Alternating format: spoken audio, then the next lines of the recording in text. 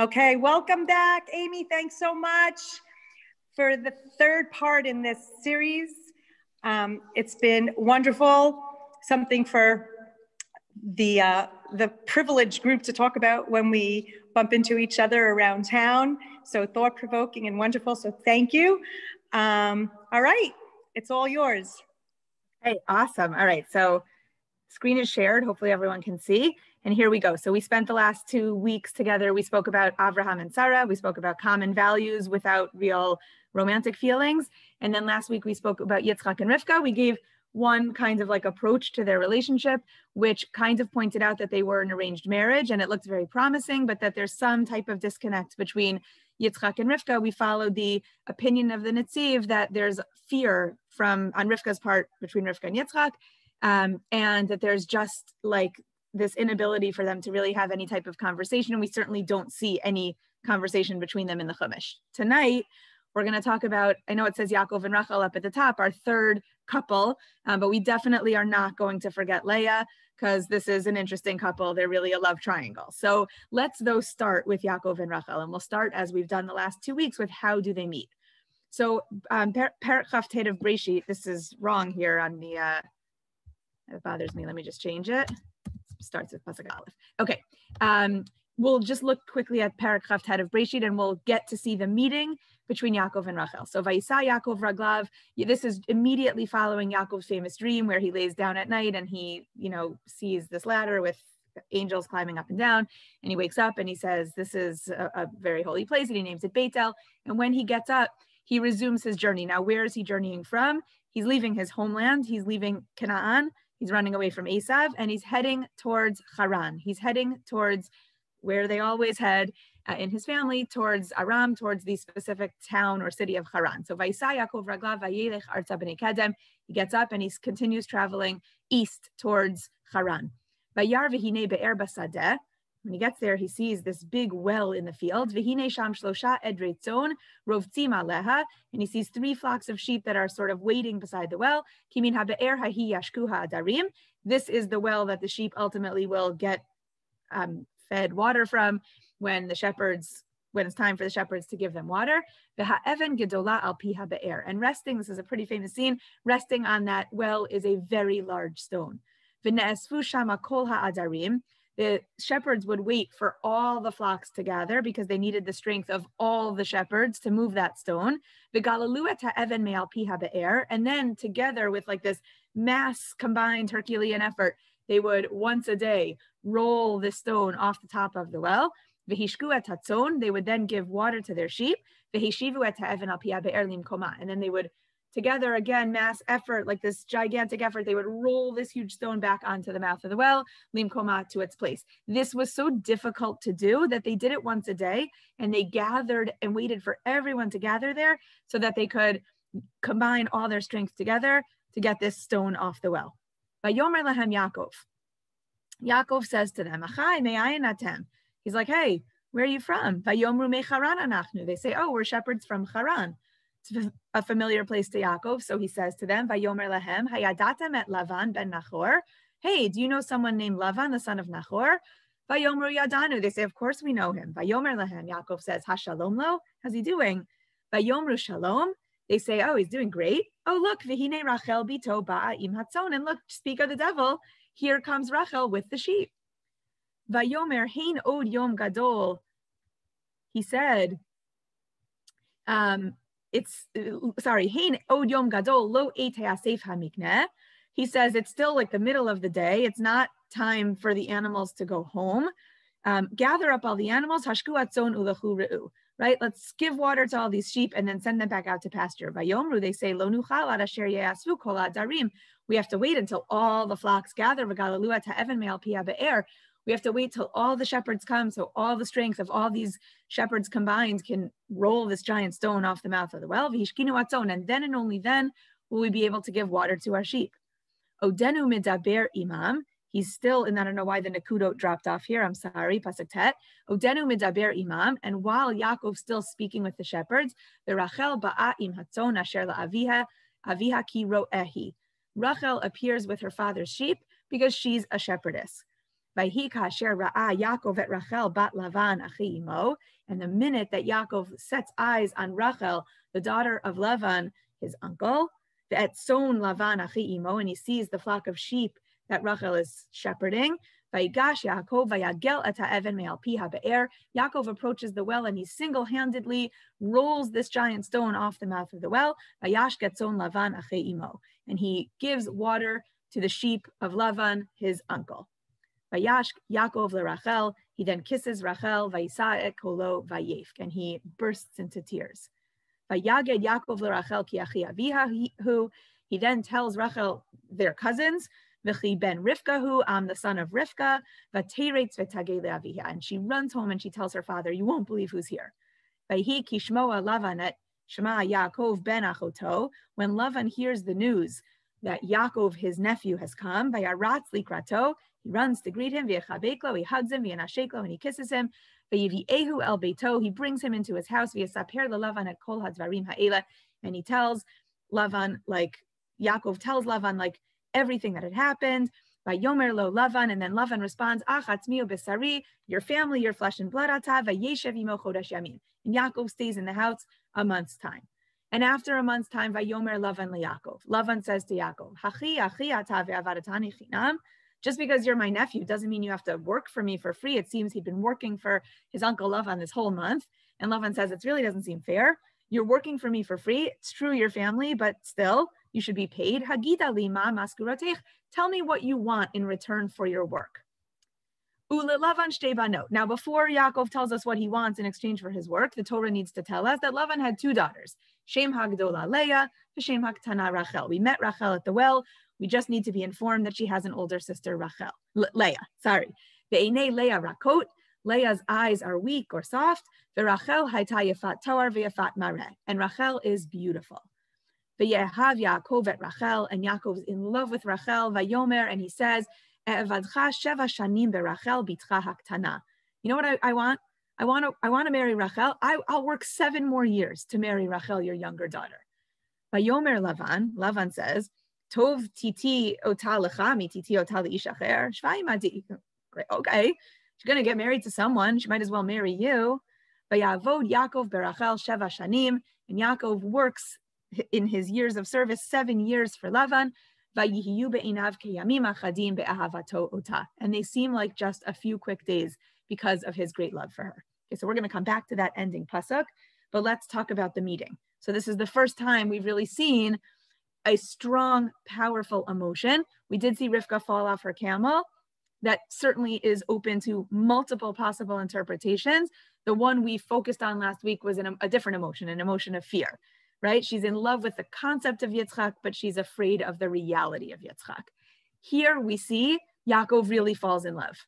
Okay? He's single-handedly able to roll this giant stone, the work that took 100 other shepherds. Yaakov sees Rachel and he's single-handedly able to roll this giant stone off the top of the well. And Rabbeinu Bechaye explains, whenever a person hears or sees an object he desires, he's suddenly capable of performing tasks which he cannot normally perform in order to secure something which, if his heart didn't covet, he wouldn't secure. Meaning, he gets this rush of adrenaline. When you really want to make something happen, that you can make it happen. Your body kicks into overdrive. There's a chemical response, right?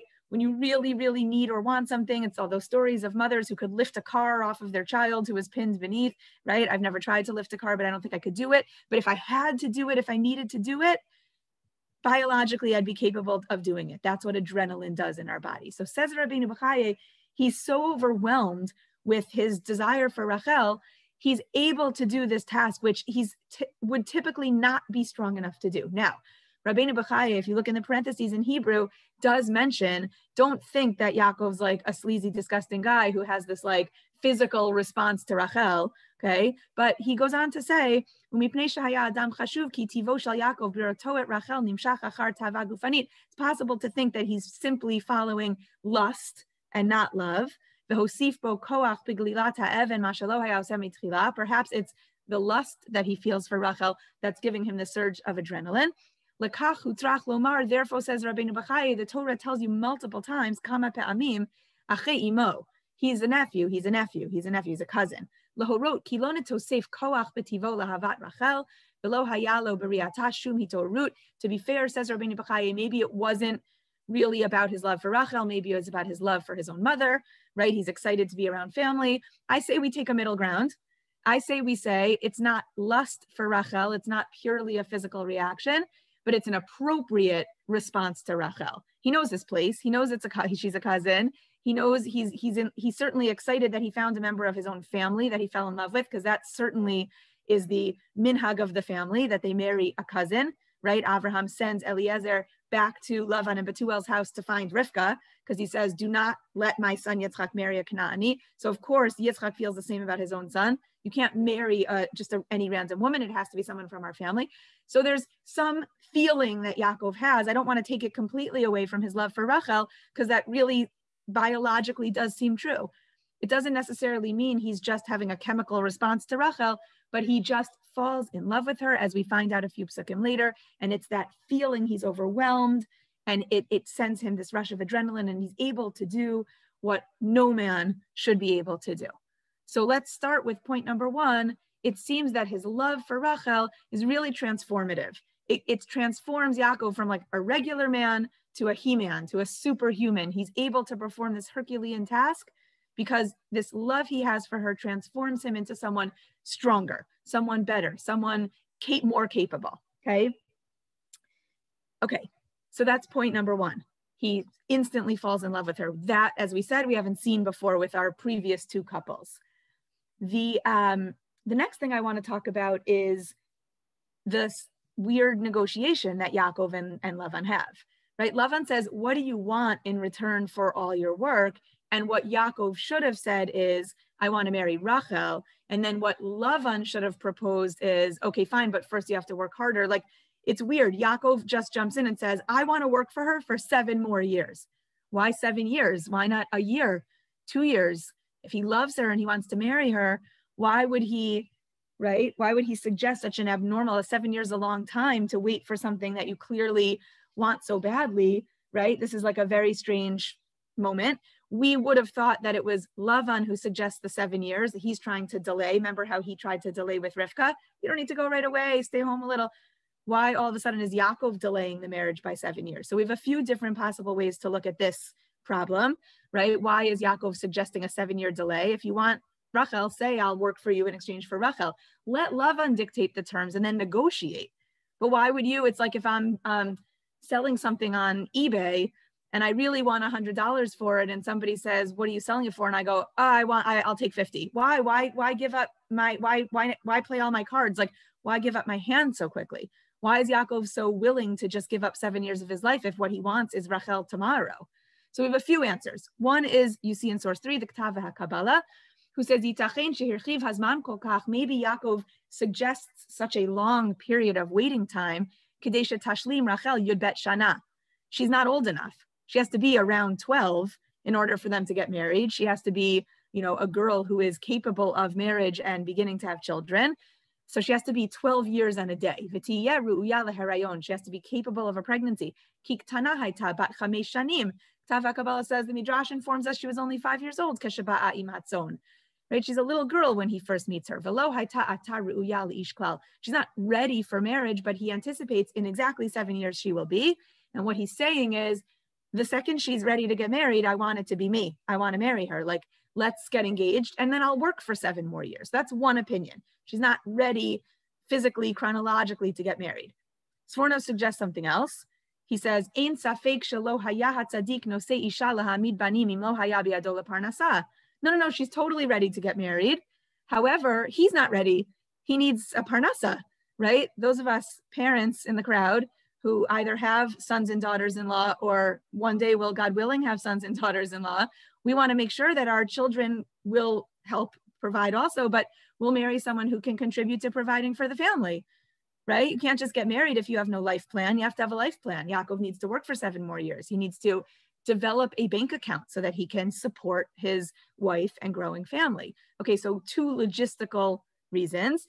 And then the Chizkuni comes in with something a little different. Says the Chizkuni, Hayalo lomar shana ushnatim. He should have really said, I'd like to work another year or 2 and then marry Rachel.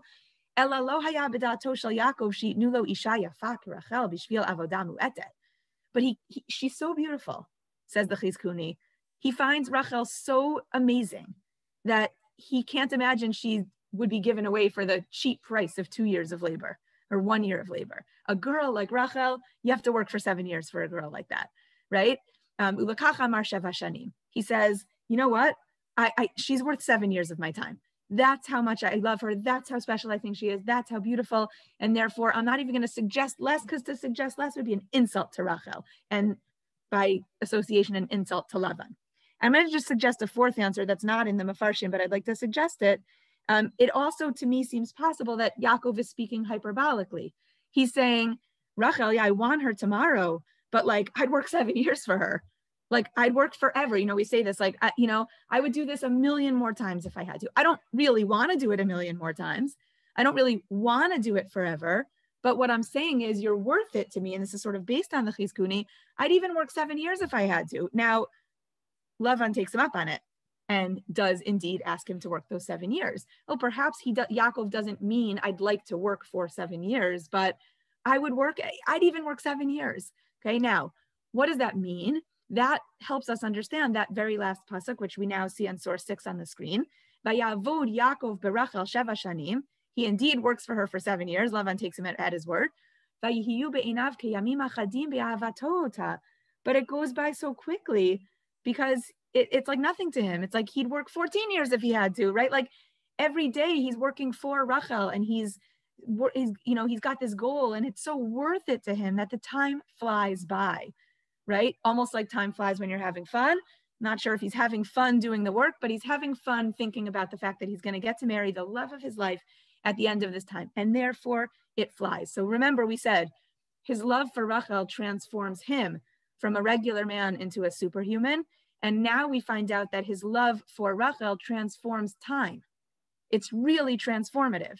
It transforms 7 years into a matter of days. That's how powerful his love for Rachel is. It is truly transforms the person. It transforms the time. It just makes everything different, right? Makes everything seem different, which is certainly this beautiful, rosy, romantic, loving picture that we've sort of been waiting for since we met Sarah and Avram, and we were like, oh, it was missing. They had a great relationship, but this was a little bit missing.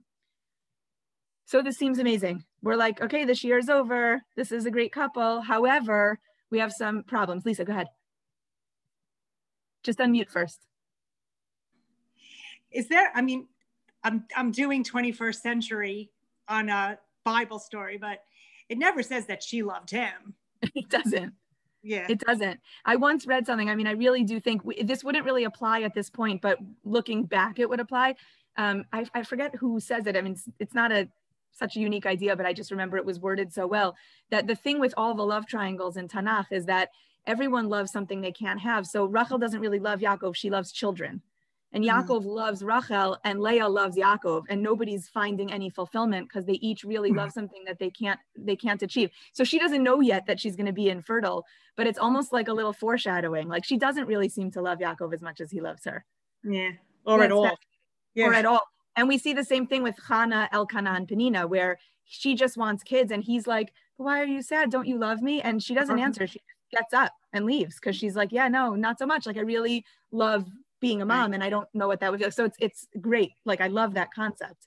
Really good question.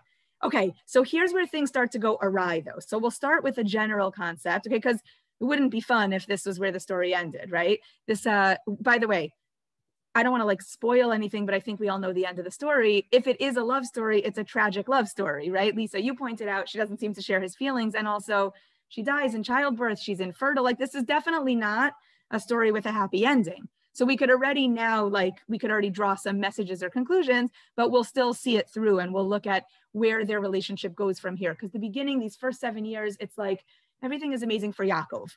Okay, he loves her, and it makes him a better person, and it makes time go faster, and it's just like it's like transcendent, the feelings that Yaakov has for Rachel, and we're so excited to see this emotion come through for the first time in these three paradigms. But the Gemara points out, let me just go back for a second. Actually, I can do it down here. Sorry for all the scrolling. don't get a headache. Okay, so the Gemara points out that their relationship begins, and I'll just highlight it here, with a famous or maybe an infamous word, Vayehi.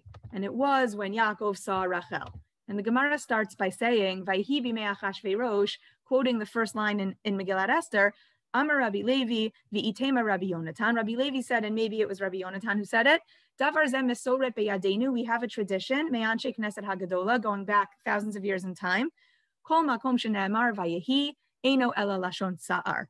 If you see the word Vayehi, brace yourself because trouble is coming. And I highlighted it here in yellow, okay? The relationship between Yaakov and Rachel begins with the word Vayehi. Vayehi kasher ra'ah Yaakov et Rachel. Brace ourselves. Now, to be fair, I dotted because the Gemara goes through what seems like a million examples of Vayehi, and it's a tsa'ar. It's really a struggle, a suffering. But then the Gemara says, one second, there are cases of Vayehi where there's no suffering. And the Gemara mentions our pasuk as one such case. V'haketiv, and another example, Vayehi erev vahi boker yom echad.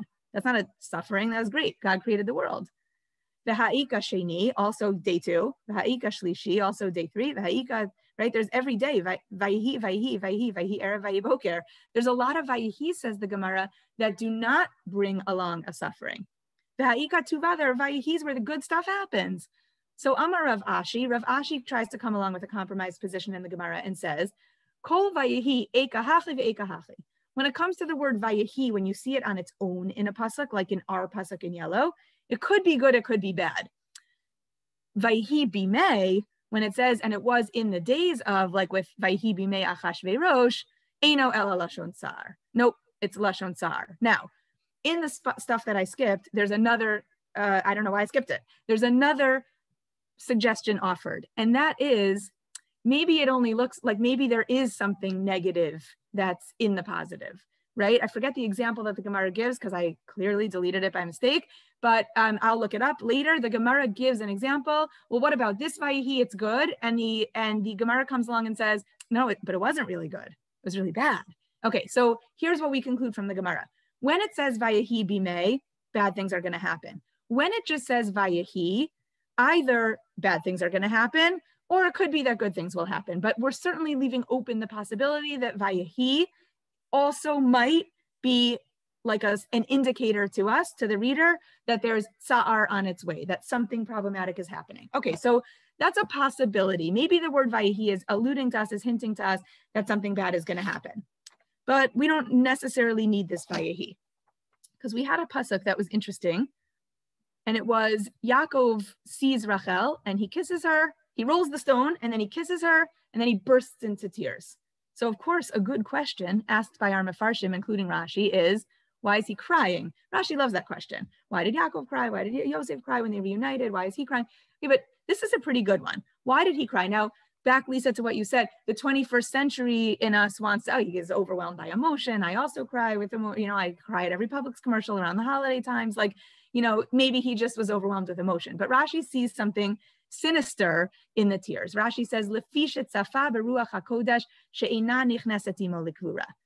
sees that it's not going to be a happy ending. She's not going to be buried with him in Ma'arat HaMachpelah. Indeed, she's not. She's buried in Kever Rachel, which is wonderful. We love to go to both places, right? But what he sees is, he hasn't married either of them yet. And when I say either, I mean all 4 of them, okay? He hasn't married one person yet at the point that he cries. He's seen a girl that he thinks he fell in love with, and he bursts out into tears, and says Rashi, he already anticipates that this is not going to be a happy ending, okay? We'll summarize Rashi like that. So the Gemara says the Gemara says the word Vayehi might have raised a red flag. Rashi says the tears raised a red flag. Like there's some unhappy ending that's sort of like coming here, okay? So from this very beginning, Rashi suggests that Yaakov sort of lives with this knowledge. And Lisa, this really does go back a little to your question. He loves Rachel so intensely. He just falls madly, deeply, and intensely in love with her. But he sort of understands right from the beginning, Beruach HaKodesh, he gets the feeling that he's not going to be able to have her in the way that he desires, even in her lifetime, because she's not going to love him the way he loves her. And certainly for all eternity. This story is going to take a turn, and Yaakov knows it. He doesn't know exactly what turn it will take, but it seems to him that they are not destined to be together. There's something standing in the way of Yaakov's real, true happiness with Rachel. So let's now try to figure out what. Why does this have to be like a star-crossed lovers, like Romeo and Juliet? Why does this have to be like an ill-fated love story? Why can't this just be what's wrong with the relationship between Yaakov and Rachel, that this can't just be a happy ending? So in order to answer that, let's go back to the beginning, the first time we saw that something wasn't right in the relationship, and that was at their wedding. Okay, something wasn't right in the wedding between Yaakov and Rachel because it wasn't Rachel standing under the chuppah. So let's just review. Vayomer Yaakov el Lavan, Hava et ishti. Yaakov comes to Lavan at the end of 7 years and says, okay, give me my wife, ki malu yamai, right? I fulfilled my 7 years, va'avoa eleha, I'm ready to marry her. But Yasof Lavan et kol anshe hamakom, vayas mishteh. So Lavan makes a wedding. Vahi ba'erev, and as evening comes, vayikach et Leah bito, he takes Leah, his daughter, vayave ota elav, and he brings Leah to Yaakov under the chuppah, vayavo eleha, and he marries her, and he sleeps with her. Lavan la et Zilpa shivchato Leah bito shivcha. And he gives Leah, this is what happened when you got married, you also got like a housekeeper. You got a maid servant, okay? So Lavan gives Leah Zilpa as her maid servant. Hiba boker, they wake up the next morning, v'hine hi Leah. And at that moment, Yaakov realizes he's been sleeping with Leah. Vayomer el Lavan, and he runs furiously to Lavan and he says, Mazo tasita li, what did you do to me? Halo berachel avadati imach, velama rimitani. I worked for Rachel. Why would you deceive me? Okay, so we know it's a famous scene. And there are a few interesting midrashim that I think we know, that I think we also have to look at, okay? How did this happen? That's the question my students always want to know. Oh yeah, it was dark outside. The midrashim are, this is like the midrash goes crazy here, right? It was dark. He waited till night. He didn't let anyone light candles. The veil, right? Hence the Badekin. We have Rivka's veil. Now we have Leah's veil. Like, we have a lot of reasons why, but still it bothers us as readers of this narrative. Like, he really didn't know until morning, the whole night. Okay, so what happened behind the scenes? So two different midrashim quoted by Rashi that really go together. Okay, number one, says Rashi, Kol hasimanim halalu lama. I'm not going to explain Rashi's question because it's on a previous pasuk, but let's just go right into his answer. Lefisha haya yodeya bo shehu ramai. Yaakov knows that Lavan's going to pull a trick on him. 7 years before the wedding, he knows that Lavan's going to pull a trick. The day he asks for Rachel's hand in marriage and volunteers to work for 7 years, he says, I want to work for Rachel bitcha haktana. Why does he call her that? I guess I am explaining Rashi's question. Why does he call her that, asks Rashi. Why does he have to say, I want to work for 7 years for Rachel, your youngest daughter? Because Yaakov is aware that Lavan's going to pull a trick. Amar lo, if he would have said, E'evadcha berachel, I'll work 7 years and simply called her Rachel, B'shema tomar Rachel acheret min hashuk. Lavan would have brought some other girl named Rachel from the marketplace. Talmud lomar bitcha. So he says, Rachel bitcha, it's your daughter Rachel I want to marry. V'shema tomar, but even that's not enough, because what if achalif leleya shma ve'ekra shma Rachel? Okay, says Yaakov, but what about if he switches Leah and Rachel under the chuppah? So I better not just say Rachel bitcha, I want Rachel your daughter, because he'll just change Leah's name to Rachel. Talmud lomar haktana. Therefore he says, no, I want Rachel your daughter, the youngest daughter. And even though Yaakov was super prepared to be tricked, he like specifically specified in the verbal agreement, Rachel, your youngest daughter, so that Lavan couldn't trick him. Lavan somehow still tricks him. How did it happen? So I think many of us know this story. Rashi quotes the following midrash. In the morning, Yaakov woke up and said, oh, whoa, it's Leah. Ava balayla lo hayta Leah. 1 second, but what about the night before? At night, it was not Leah. How did he not recognize that it was Leah the night before? Lefisha masar Yaakov simanim l'Rachel. Because of the previous midrash quoted by Rashi, that Yaakov was on to Lavan. He knows Lavan's a trickster. So again, it's his mother's brother. He's heard all the stories, right? So he and Rachel come up with a secret code, right? I'm going to ask you this question. It's like the security questions on websites. Like, what was the name of your first pet? And she's going to answer, right? So they come up with this code. But when Rachel standing sort of in the wings and she sees that it's Leah who's being brought under the chuppah and not her, Amra, she says, Achshav tichlim achoti. Now my sister's going to be she's going to be so embarrassed. Yaakov's going to ask her the secret question. She's not going to know the answer because it's something only Yaakov and I planned together. Amda umisarala otan simanim. She quickly pulls Leah aside and she gives her all the correct answers to the secret questions. Okay, so how did it happen? Rachel was in on the trick. Okay, she didn't want to be in on the trick, but she was in on the trick. Now, going back to Lisa's question, does she love Yaakov as much as he loves her?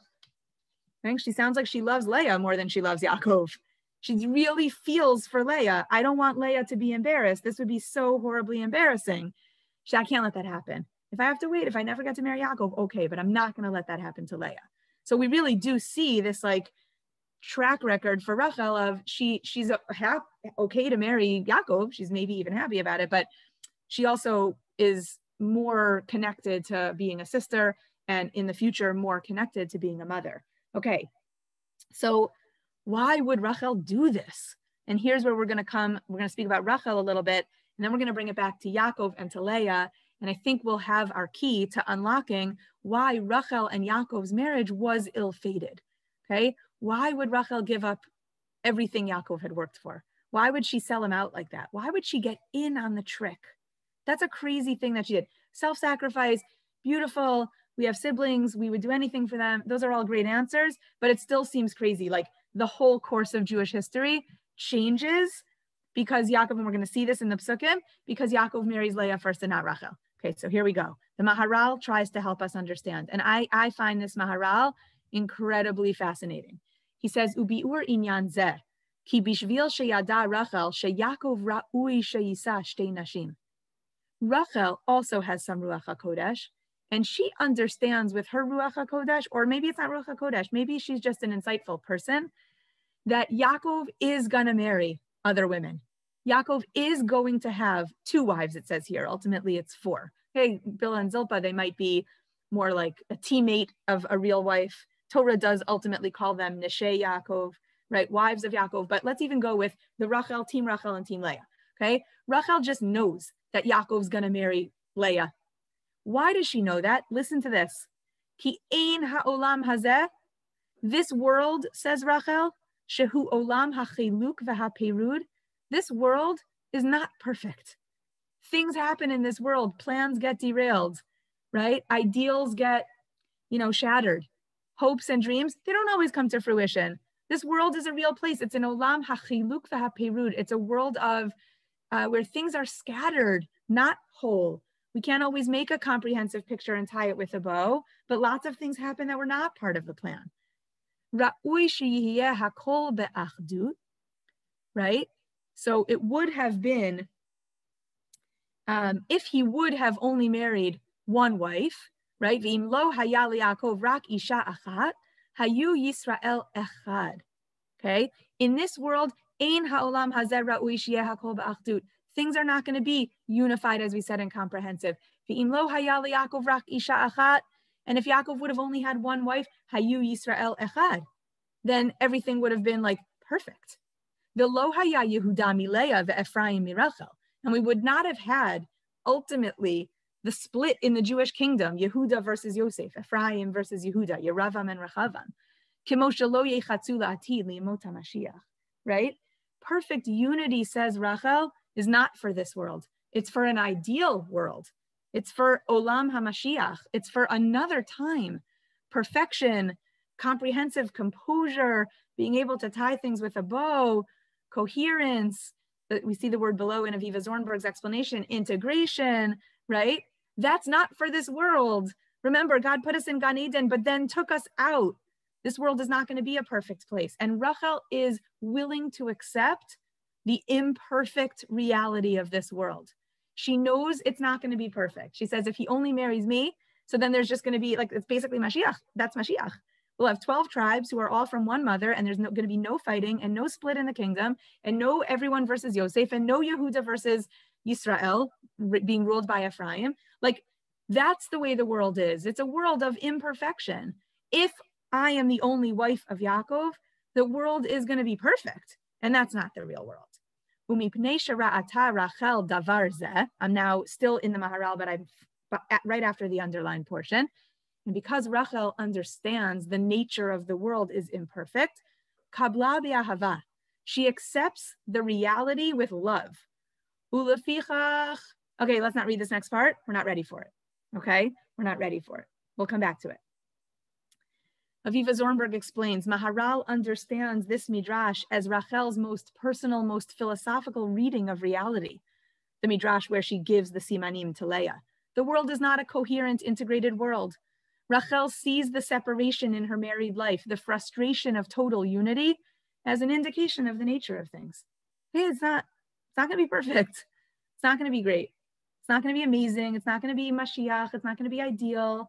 That's not a wholesome, healthy, and realistic thing to strive for, even, says Rachel. I'm not striving for it. This is the way of the world. He's going to have two wives. I'm not going to be his. He's not going to be exclusively mine. It's just the way it is. That would be great, maybe. But like, I'm not even striving for perfection, because that's a lack of acknowledgement that this world isn't perfect. And instead, says Rachel, I want it to be clear. I acknowledge this world is not a perfect place. Okay. Now, what happens after this wedding? And we'll come back to Rachel's midah, her character trait. What happens after this wedding? Look at Pasuk 14. This Pasuk kills me every time. Vayavo gam el Rachel. He marries her immediately. A week after marrying Leah, he marries Rachel. Then he works for another 7 years. Okay, this time Lavan lets him marry Rachel right away. Now that he took care of the Leah problem, yeah, you could have Rachel too. I don't care. I just had to give you Leah, right? She's older. She's got to get married first.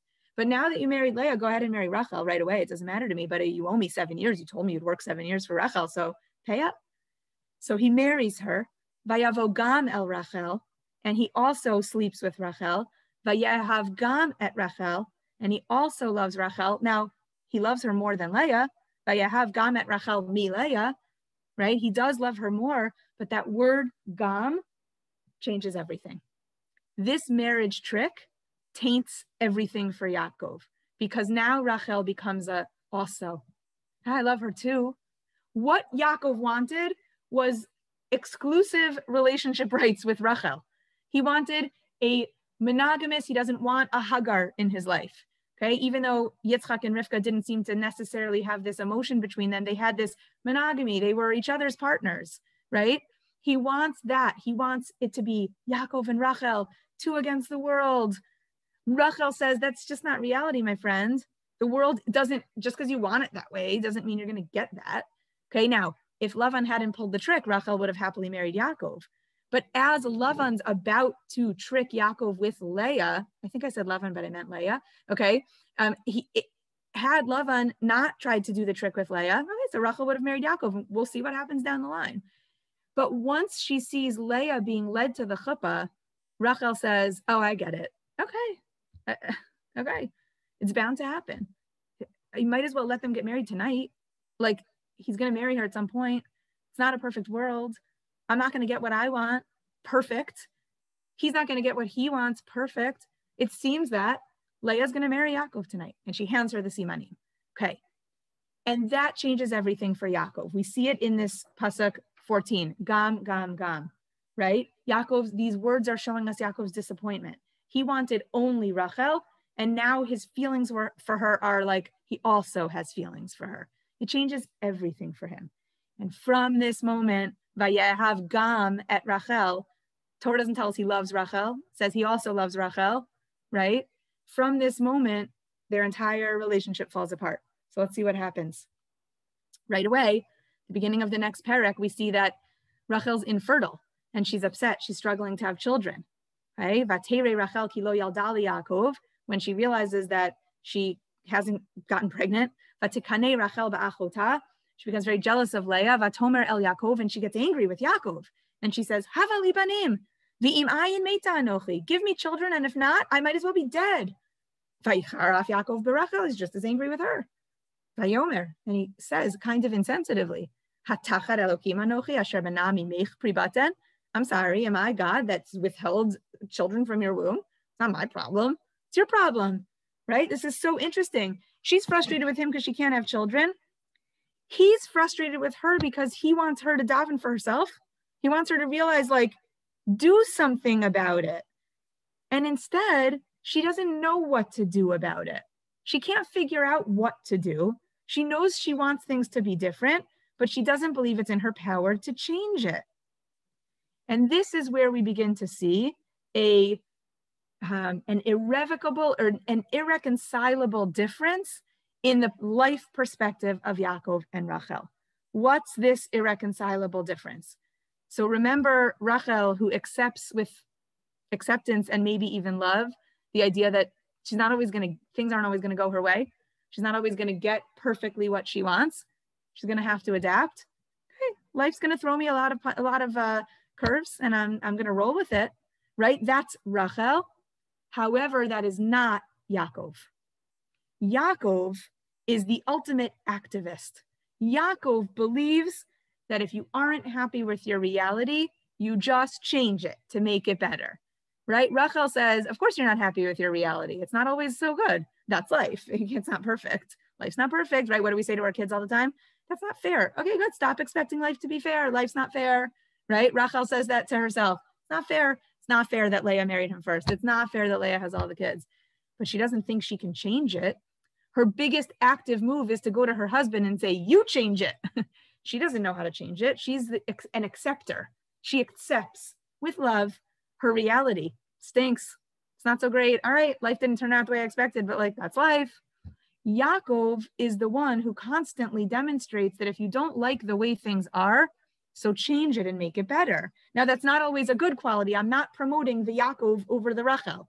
I'm just trying to demonstrate, and I'll prove the Yaakov to you in a minute.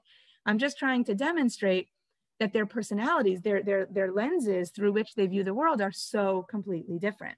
Okay, so where do we see Yaakov changing his reality? I don't like the way it is. I'm going to make it better. So the first one is, he wasn't supposed to get the brachot. I mean, he was supposed to.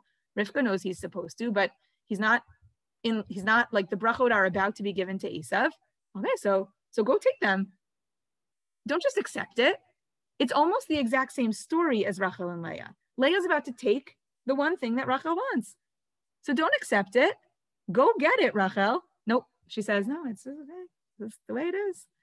Yaakov, when faced with being about to lose something that he really wanted, the Bechorah that he knew he was supposed to have, he doesn't just let it go. He doesn't give the secret code to his brother. No, he dresses up as his brother. His mother helps him out, and he goes in and he takes what he feels is rightfully his. In fact, and this is where we bring in Leah to this love triangle, really seems, we're going to continue to talk about Yaakov. Actually, let's come back to Leah. Sorry, let's keep talking about Yaakov, then we'll come back to Leah. Sorry, okay? Here's another example of Yaakov changing reality. And this is a Yaakov and Rachel life perspective difference, okay? Rachel's, in source 17, Rachel's about to give birth to Binyamin and die. Vayhi b'tzeit nafsha, Binyamin is born, and as her soul is leaving her body, ki meta, and she's dying in childbirth, vatikra shemo ben Oni, she calls her son Ben Oni, which means the son of my suffering. Ve'aviv karalo Binyamin. But his father says, no. You don't dwell on your suffering. You don't accept suffering. No. When things are hard, you change it to make it better. His father takes this name that Rachel gives, and the Ramban says, you can just look at this look at this Ramban underneath in source 18. Ratzah liyot koreoto b'shem shekirato imo. The tradition was that the mother in this family named the children. Leah, Bilhah, Zilpah, Rachel, they all named the children. Kikain kol banav. All of Yaakov's children were named by their mothers. B'shem shekirao otam imotam yikaru. And that's the name that they kept and were called by.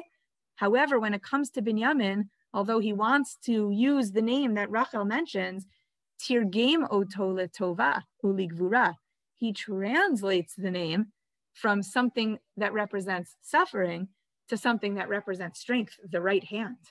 Look at what Yaakov does.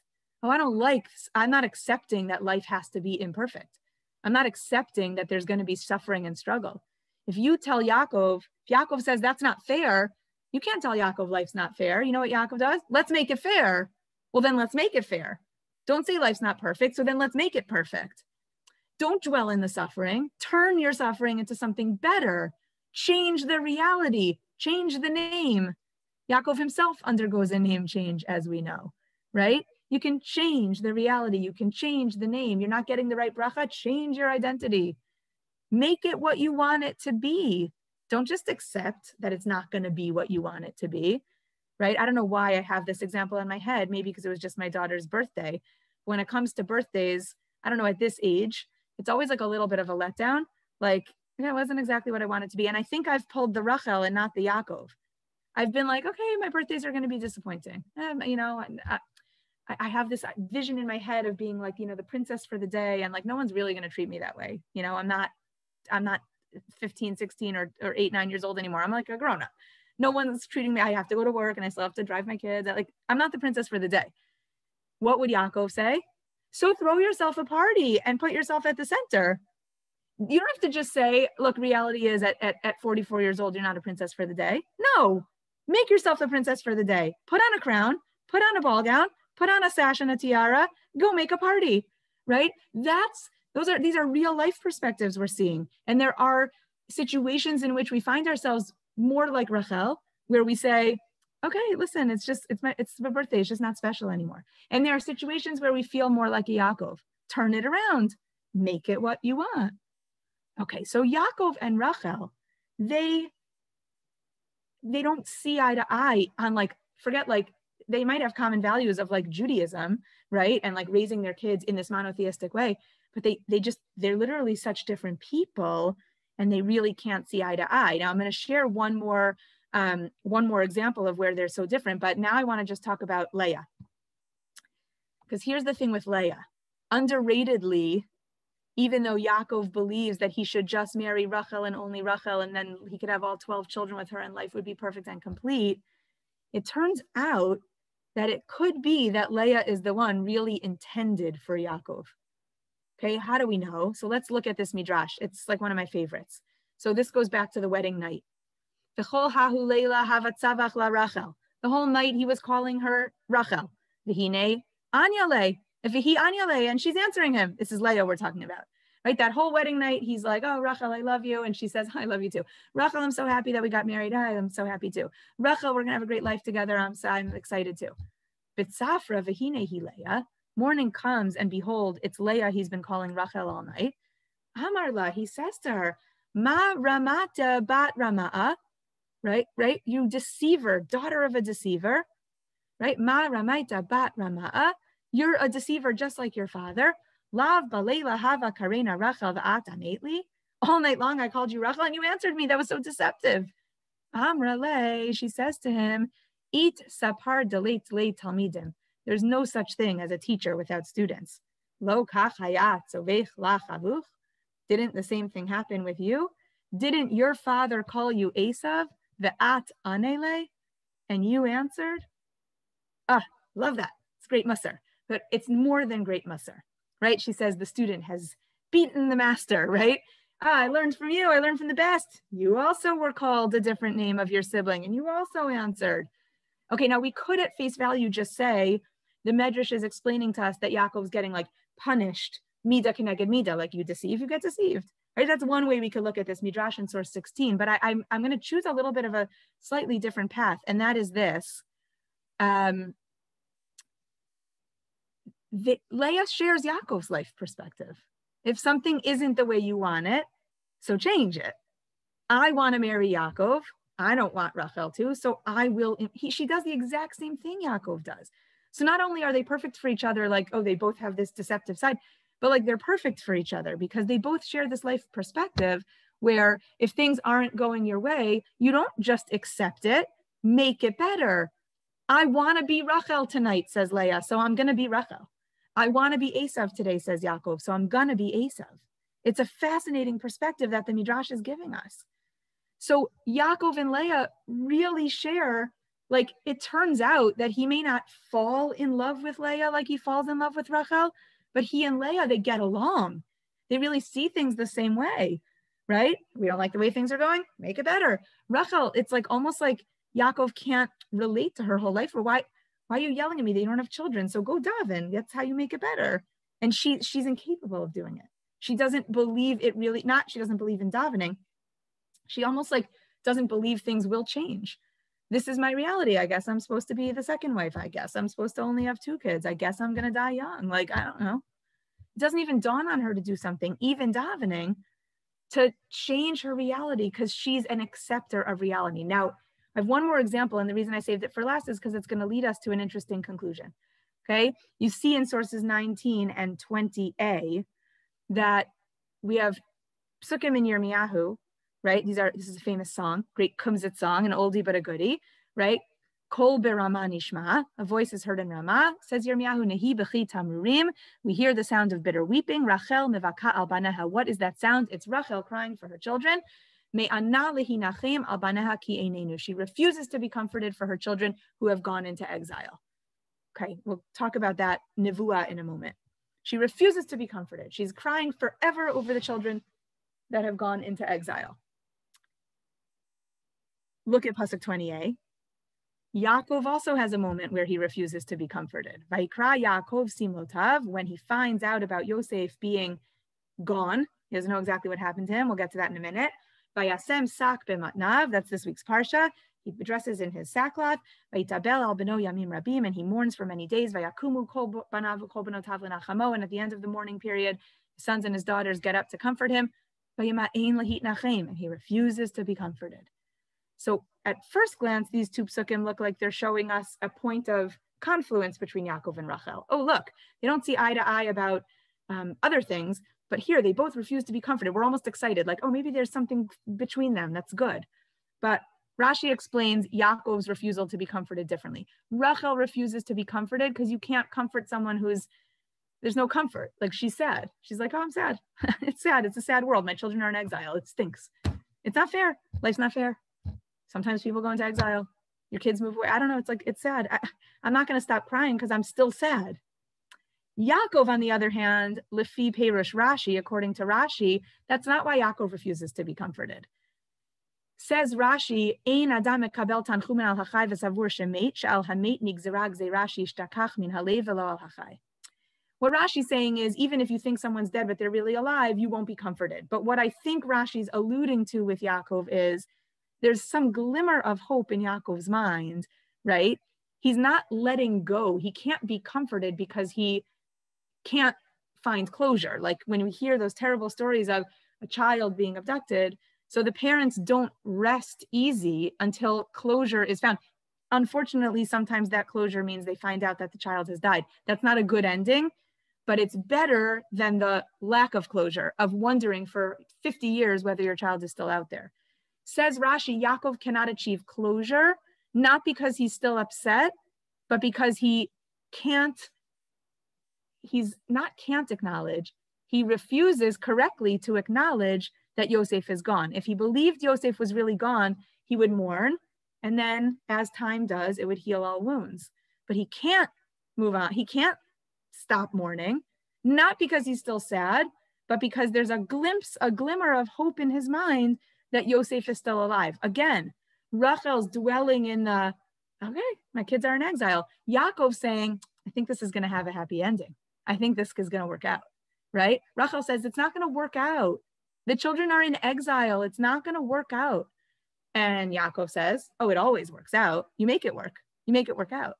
Their difference in perspective is so major. And because of this, the Midrash tells us something fascinating. You might wonder why it's Rachel. Let's go back to Yirmiyahu for a second. Why is it Rachel mevaka al baneha? Why does Hashem charge Rachel with being the imah, the mother, who's going to sit by the wayside, by the roadside, and cry over the children as they go into exile and then wait for them to return? Why Rachel? In fact, what we know about Leah is that Leah was the crybaby, right? Einei Leha rakot. Her eyes were soft, or the Midrashim say she cried a lot. So why Rachel? Why does Rachel sit by the side of the road? Why does Rachel cry over the exiled tribes? Why not Leah? Why does Hashem pick Rachel? So Medrash says something fascinating.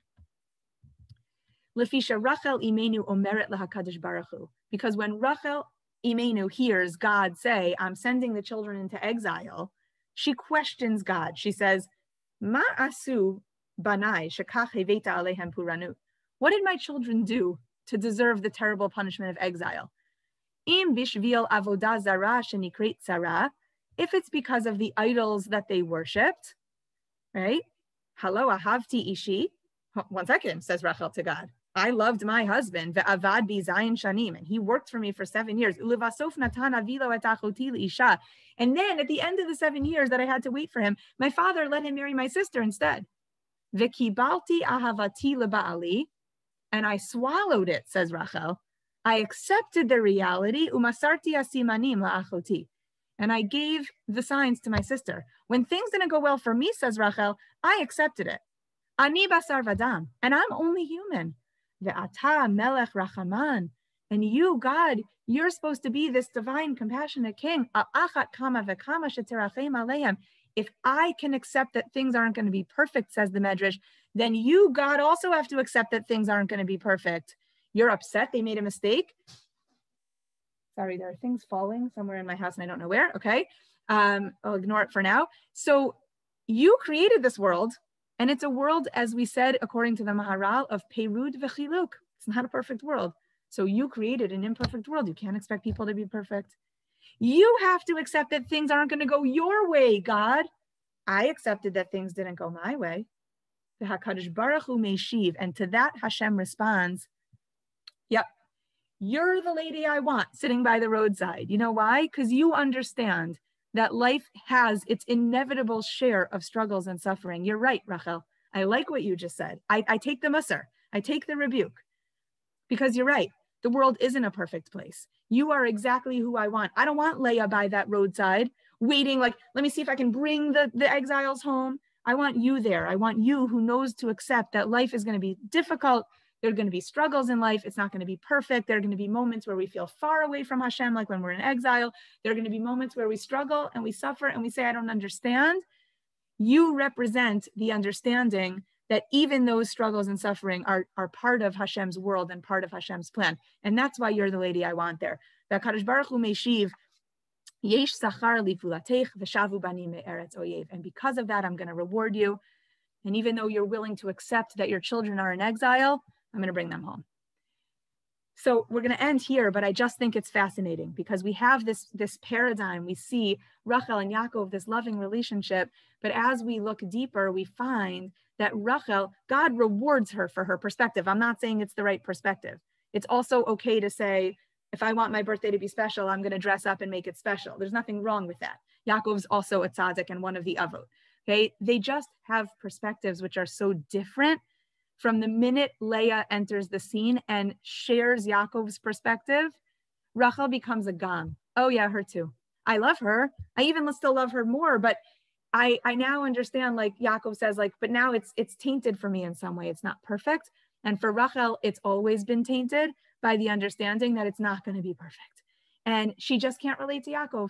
Stop trying to make things better all the time. It's just not better, right? It's almost like, I feel like this is like a classic, but it's almost like, you know, she comes home from a hard day and she tells Yaakov, I had a really hard day. It was just, the kids were crazy and Leah was teasing me and I was just sad. I don't know. And Yaakov does what typically a lot of people do. I was about to say typically men do, but I don't mean it that way. I mean, like typically a lot of people do, and they try to fix it, right? Oh, you're sad? Let me give you chocolate. And Rachel says, it's okay. I just want to be sad for a few minutes. Can you just be sad here with me? Like, I'm not depressed, but like today was a rough day and I just want to like process the roughness. And Yaakov's like, why process it? Turn it around. Make the best of it. Silver lining. Let's look at how we can turn it into something good. And Rachel's like, but I don't want to turn it into something good. I just want to like acknowledge that today was a bad day. Maybe tomorrow will be a good day. I'm not looking for depression and negativity. I'm not saying the world is a bad place. I'm saying the world isn't perfect. So there are going to be things and events and days and times and moments that aren't perfect either. And I'm okay with it. And Yaakov can't accept it. And therefore he can't accept Rachel. And so because they don't see eye to eye, their relationship has an unhappy end. And what we see is that although Yaakov and Leah don't share the romance and emotion that Yaakov and Rachel shared, that it's really Yaakov and Leah who are the better pair. So I don't want to draw any conclusions, but I think it's an interesting thing to now take 20 seconds to put these three together, because almost like our most successful couple was the couple who had Sarah and Avram, where we started, was the couple who almost had like the least emotional connection, but they built something together based on their common values, which, I don't know, we've gone far afield in the year 2020, almost 2021, where we put so much emphasis on the chemistry and the romance and the feelings, and maybe not enough emphasis on the common values. Obviously, the ideal would be to have all of these attributes and aspects. And I don't know that the Torah is really trying to tell us this is one way and it's the right way, and this is a different way and it's the wrong way. I think we're getting an understanding that there are lots of different ways. And it's fascinating. I think, we mentioned this last week, like it's fascinating that this is the Torah's idea. The Torah is saying, look, relationships come in all shapes and sizes. What looks like it might work at the outset might not. What looks like it doesn't work might. We all know this. It always takes work, right? Relationships are difficult. And really just a fascinating idea that as the Torah, as we set out into the next era in the Chumash of the next generation, where we don't focus on each individual, but we focus on the klal, we've had this opportunity to look at these unique individuals and look at these relationships and say, wow, interesting, a lot of different messages and a lot of different interesting ideas to think about as we contemplate what the Torah's message about marriages and relationships might be. I'm going to thank you so much and totally open the floor for questions or comments. Hi. It was a really beautiful shiur. Like it gave me chills multiple times and it was like amazing. I just want to compare Avram, Sarah, Yitzchak, and Rivka and Yaakov, Rachel, and Leah, where I feel like with the whole kiruv situation with Avram and Sarah, I feel like that can really compare to like the whole personalities between like Yaakov